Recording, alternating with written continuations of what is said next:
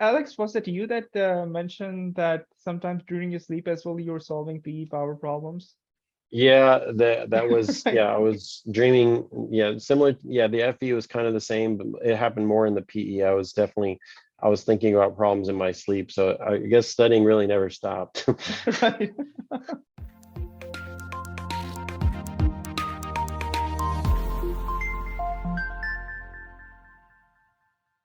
Hi, Alex.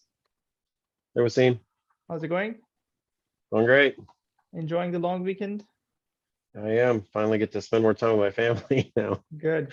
not Hey, studying. Alex. Yeah, it's great to have you back. You passed FE Electrical earlier this year, and I'll include a link of your FE interview.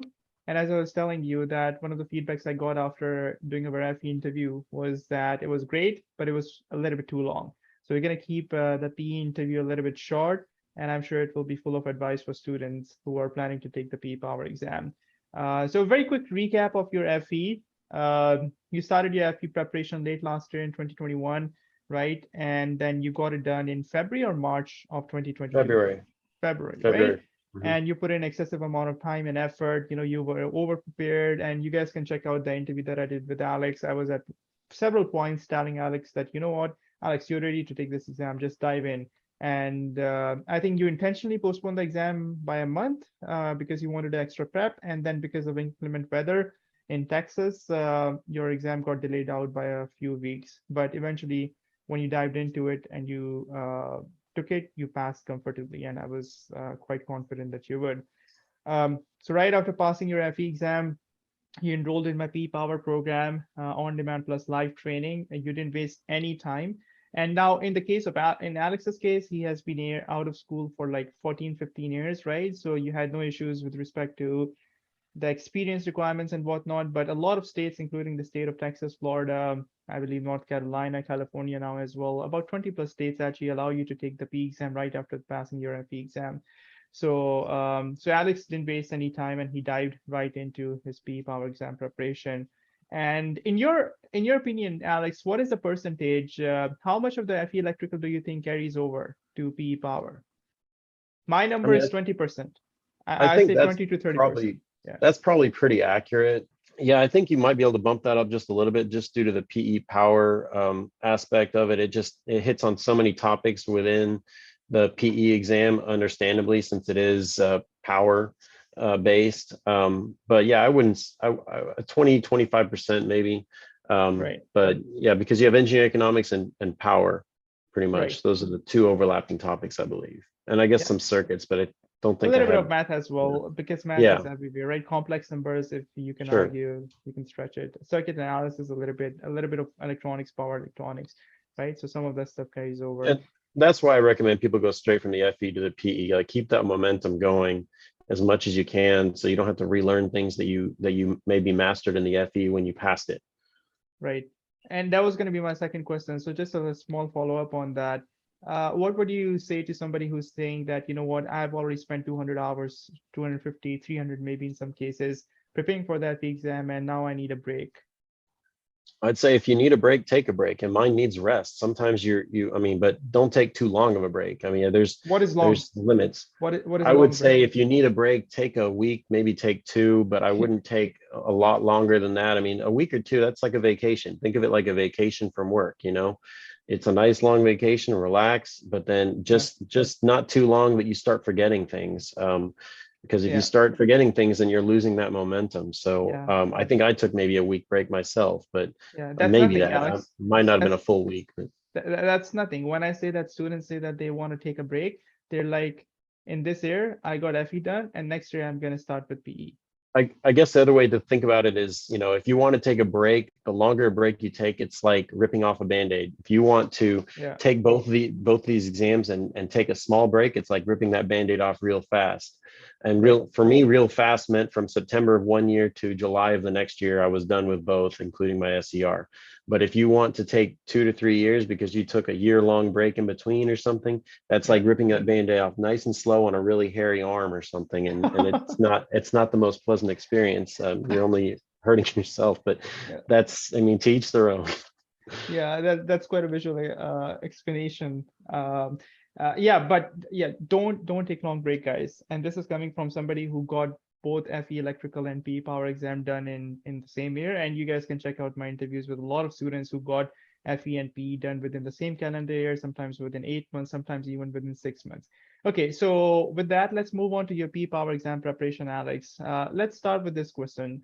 How different is the PE power exam versus FE electrical exam? Can you take the same attitude that you had in your FE electrical preparation and still pass the P power exam, or you have to do something extra?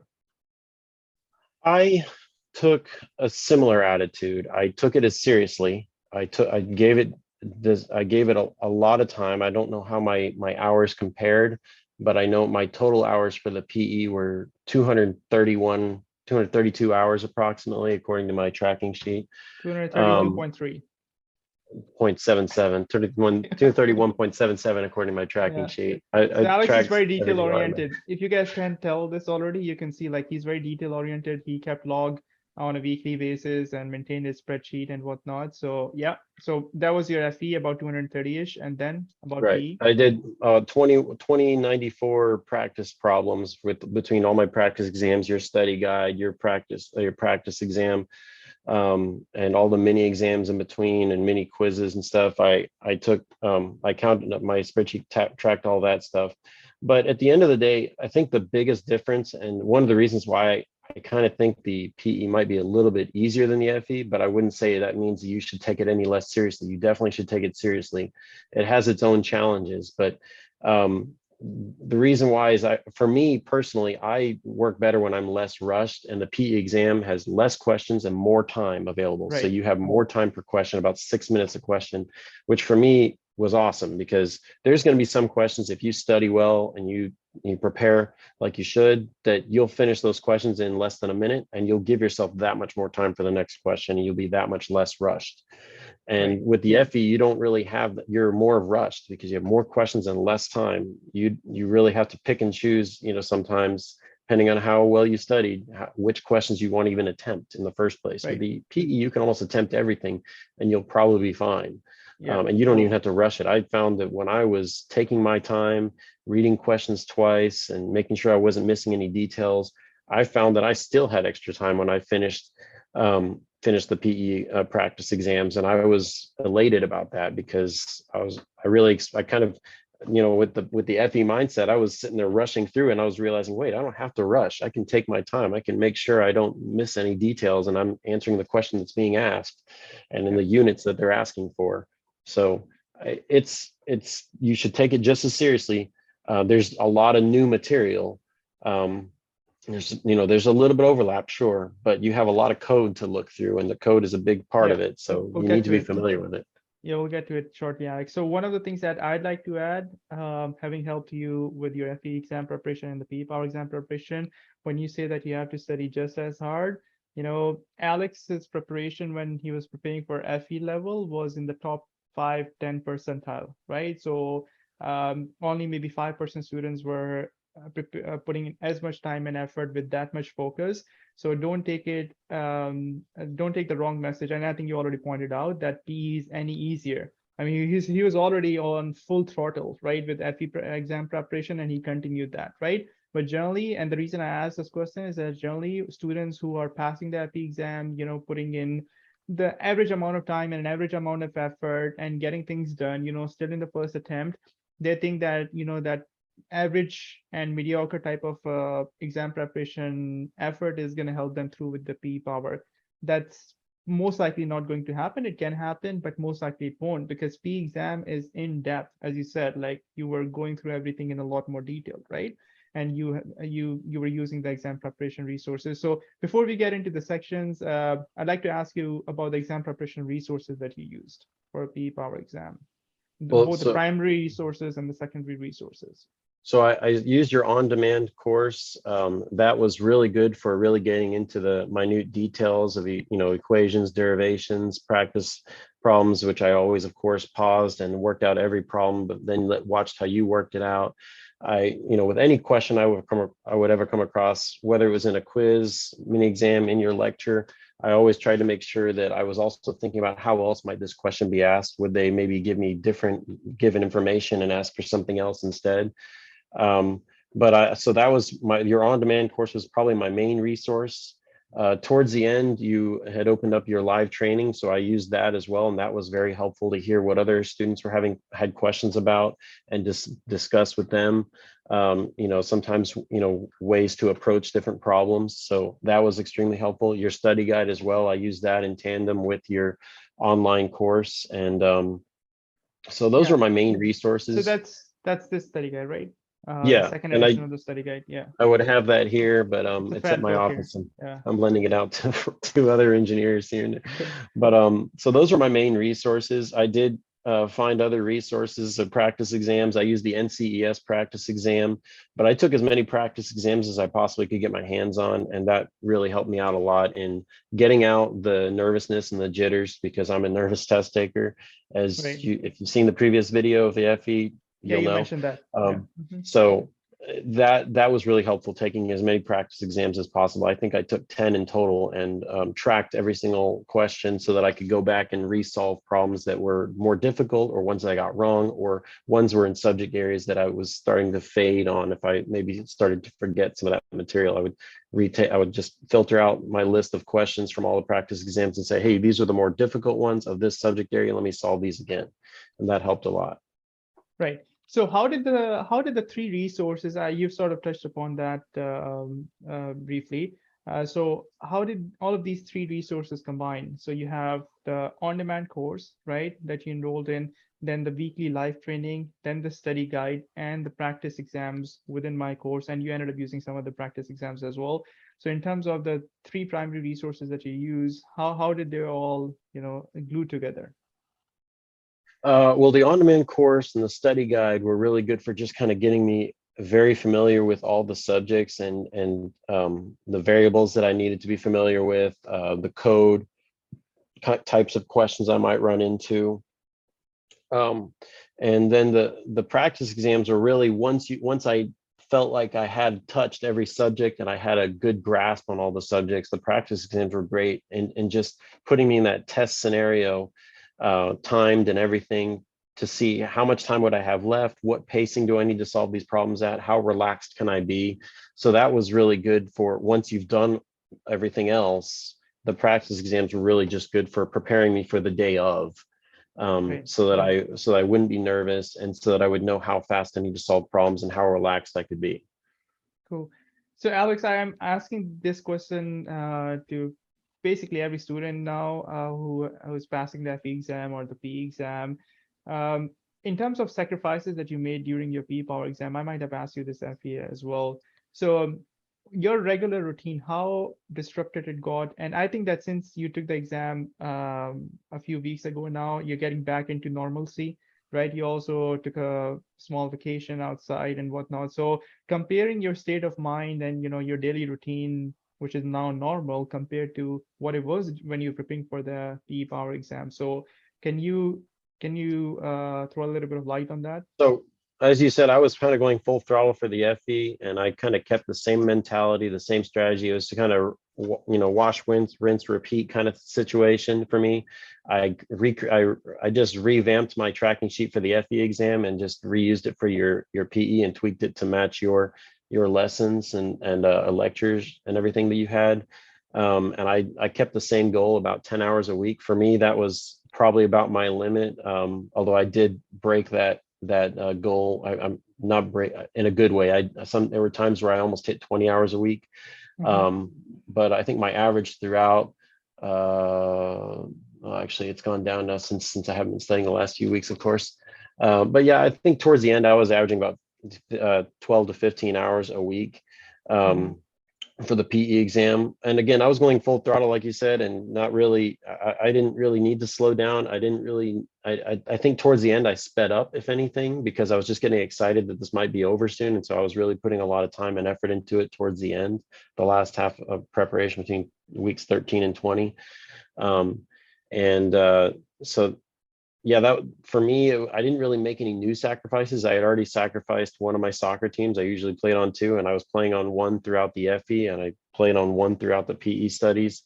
and I was, not getting as much family time as I would have liked. I was spending most of my weeks studying, and even weeks after taking the PE exam, I was still like kind of relieved every weekend. I was like, "Whoa, I don't have to study. This is so nice." Yeah. But I was just so used to waking up and studying, and Yeah. every time my son went to bed, I was used to going to my computer and studying some more. So that was about as much as usually what I could get in was about 10 hours a week. Alex, was it you that mentioned that sometimes during your sleep as well, you were solving PE power problems? Yeah, that was, Right. yeah, I was dreaming, yeah, similar, yeah, the FE was kind of the same, but it happened more in the PE. I was thinking about problems in my sleep, so I guess studying really never stopped. Right.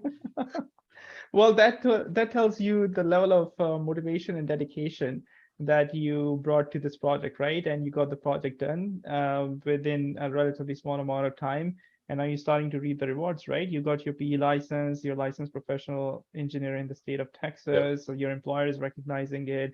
And I'm sure that in the coming months, coming years to come, it is only going to continue paying dividend, right?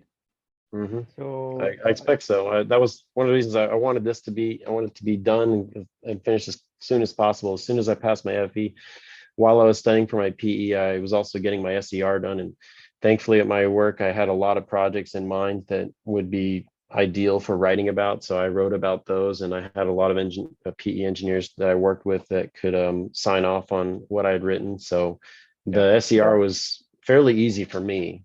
yeah, So it was that's good to good. get that behind me as well. Yeah, before you get going, Alex, what are the three top advices that you're gonna give that you can give to students who are planning to take PE Power exam? Honest advice. Um, Okay, let's start with the level of effort. Level of First effort, and I would say foremost. track your time. I know that's something you suggested when I first started studying for the FE, Yeah. and you don't have to track it as much as I did or create a crazy spreadsheet or anything like that. But I found that when you track your time and you set a goal for, this is how much I want to study per week, and you know how Mhm. much you've studied, you know the days you're slacking or the weeks you're slacking, you know the weeks you're not, that you're doing Yeah. really well. And when you compete against yourself, as I've told a lot of other engineers, when you say, hey, 10 hours, I did 11 hours this week, that's one more hour than my goal. And the next week you say, hey, I want to try and beat that 11 hours. And you compete against yourself, whether you do better than 11 hours or worse than 11 hours, you're competing against yourself. So you're always the winner. So things are Right. positive. Keep positive. Positivity is good, but it just kind of helps push you forward and drive you. When you see how many total hours you spent studying because you've tracked it, it'll help push you forward. Even when on those weeks where you're maybe slacking a little bit because your schedule didn't allow you to study as much, that's okay. Right. You can make up for it the following week, but you'll see how much time you've put into it, and it'll help push you forward instead of saying, maybe I'll take a break here, I'll take a week off there. You'll be like, hey, it'll drive you to study a little bit more the following That's week. good. And sometimes, yeah, go ahead. Yeah. Yeah. So tracking hours, that's great. Number two, how do you make time? Sometimes you got to make some sacrifices. You may have to change your lifestyle just a little bit. I sacrificed a soccer team. I love playing soccer. It's a passion of mine. I said, you know what, one game a week is all I can afford right now. So and the other time I'll be spending studying, so sometimes you have to make time by changing up your schedule a little bit. What about Doesn't mean sleep? you have to give up What about sleep. I sleep? mean, you can study while you sleep, clearly, Yeah, that's what you were doing. exactly. So you just add that into your study time. Probably should have added that to my tracking sheet. Maybe I studied more than I thought. Right. Social life. Social life, well, I mean, I studied most of my study time, I think, was still kind of in the pandemic era. I mean, I wouldn't say that the pandemic's over. Some people might, but we didn't have much of a social life before, thanks to the pandemic. So Right. we're starting to have a little more of a social life now, but I guess taking advantage of that situation, there wasn't a Netflix, lot going on socially YouTube. anyway. I mean, I fit that in here and there to give myself breaks, because the mind can only take so much studying before you need to give your mind a little bit of a rest. So every Right. once in a while, after a few hours of studying, if I'd maybe watch something on my phone and then get back to it, or stream something on But did you YouTube, throttle whatever. it down? Like, were you following some of the shows on Netflix as religiously as you might have been previously, or were Probably you? not. No, I wasn't Okay. following things as much as I would. normally. I've definitely throttled it. I throttled up my TV watching more. It's probably I shouldn't be. It's probably TV's not Right. the best thing for you. Probably better to get out and enjoy the nice weather. All right. Cool. And the last advice would essentially be last tip would be, the Practice attitude. exams. Uh, I think for me, my last piece of advice would be practice exams. okay. Take as many practice exams as you can. I've found that helped me immensely. Because I took so many, I mean, I took 10. So that's about 800 practice problems alone, just in those 10 practice exams. And I found with some of them I did worse, some of them I did better. There were varying difficulties, but I found that because I took so many and I did so many practice problems with your study guide and your mini exams and quizzes, and I thoroughly went over what I missed. I also went over the problems I got right, but that were still difficult for me to see. Does the solution have a better way of solving this than I solved it? I know the answer to that. I know where that is in the code. I know exactly what that is. I don't have to even look that up in the code.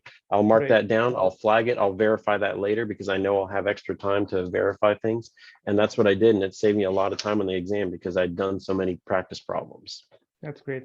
All right. Thanks again for your time, Alex. I really appreciate it. Enjoy the rest of your long weekend, and I look forward to staying in touch with you. And I'm sure that all the hard work that you put in over the last 10 or so months with the FE prep and the PE prep is going to pay off very soon. I'm sure it's already starting to pay off.